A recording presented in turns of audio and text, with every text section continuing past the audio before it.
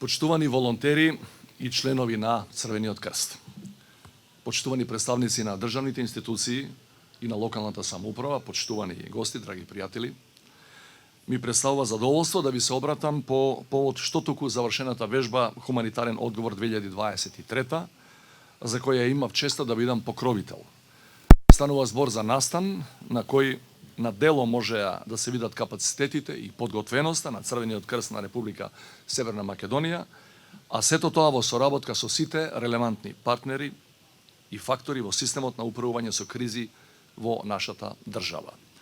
Ова вежба ги покажа сите позитивни страни од партнерството помеѓу државните институции и граѓанските организации, како и интерсекторската поврзаност и меѓуинституционалната соработка.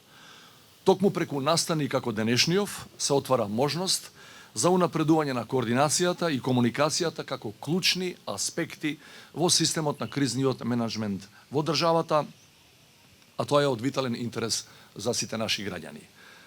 Знаеме дека живееме во земјотресно активно подрачје и истовремено сите сме свесни за климатските промени кои носат опасност од зачестени временски непогоди, како поплави и екстремно високи температури кои погодуваат на појавата на суши и пожари. Неодамна бевме сведоци и на досега невидени појави кај нас, како што беше торнадото кое се појави во Битолскиот регион.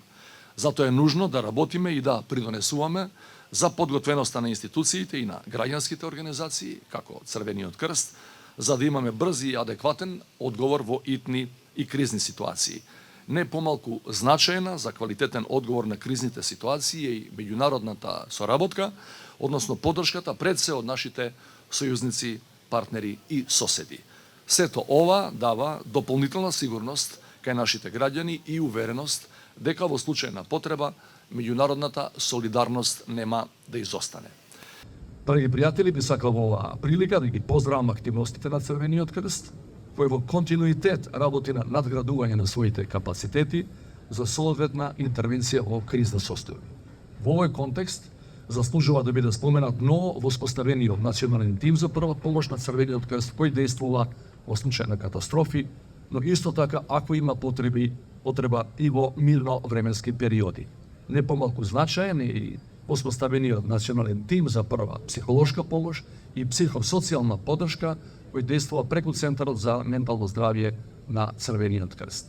Верувам дека примерот на Црвениот крст ќе го следат и други граѓански организации и секоја во доменот на своите цели и активности ќе даде поддршка на националниот систем за кризен менеджмент.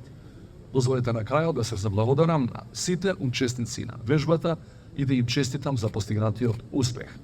Покажавте такво ниво на подготвеност и мотивираност, што ни дава за право да констатираме дека во несакани ситуации на елементарни непогоди и катастрофи ќе имаме соодветен одговор како држава и ќе им дадеме неопходна помош и поддршка на нашите граѓани во неволја.